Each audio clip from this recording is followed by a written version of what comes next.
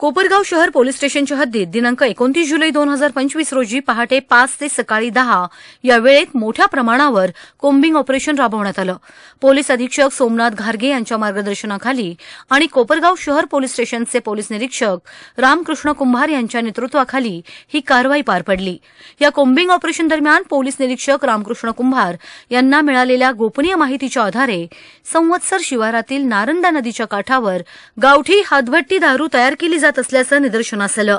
पोलिसांनी घटनास्थळी छापा टाकून शिंगणापूर येथील एका महिलेकडून सुमारे 1000 लिटर कच्चे रसायन अंदाजे 40,000 रुपये किमतीचे आणि 25 लिटर तयार गावठी दारू अंदाजे 25,000 किमतीची जप्त केली।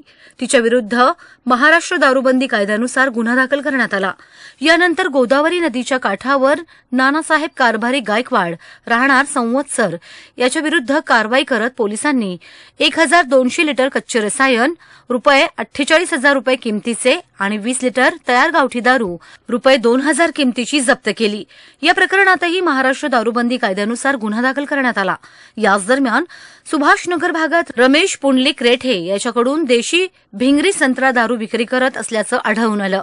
या प्रकरणात देखील संबंधित कायद्यानुसार गुन्हा नोंदवण्यात आला। या ऑपरेशन दरम्यान कोपरगाव शहर पोलीस स्टेशन गुन्हा क्रमांक 504/2023 अंतर्गत भारतीय दंड संहिता कलम 353 आणि 379 दाखल असलेल्या गुन्ह्यातील फरार आरोपी हरीश चंद्रकांत कुऱ्हाडे याला शोधून अटक करण्यात आली।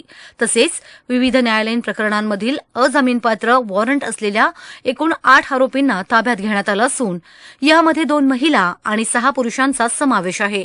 ही संपूर्ण कारवाई पोलीस निरीक्षक रामकृष्ण कुंभार यांच्या नेतृत्वाखाली सहाय्यक पोलीस निरीक्षक किशोर पवार, उपपोलीस निरीक्षक दीपक रोठे, पोलीस हवालदार दीपक रोकडे, सतीश काठे, गोपीनाथ कांदळकर, एकनाथ लिंबोरे आणि पोलीस नाईक श्रीकांत कुऱ्हाडे, प्रसाद साळुंखे, प्रवीण रणधीर आणि गणेश काकडे यांच्या संयुक्त प्रयत्नातून पार पडली।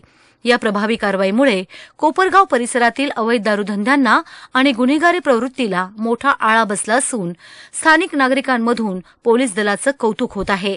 S9 मीडियासाठी प्रतिनिधी युसुफ रंगरेज, कोपरगाव।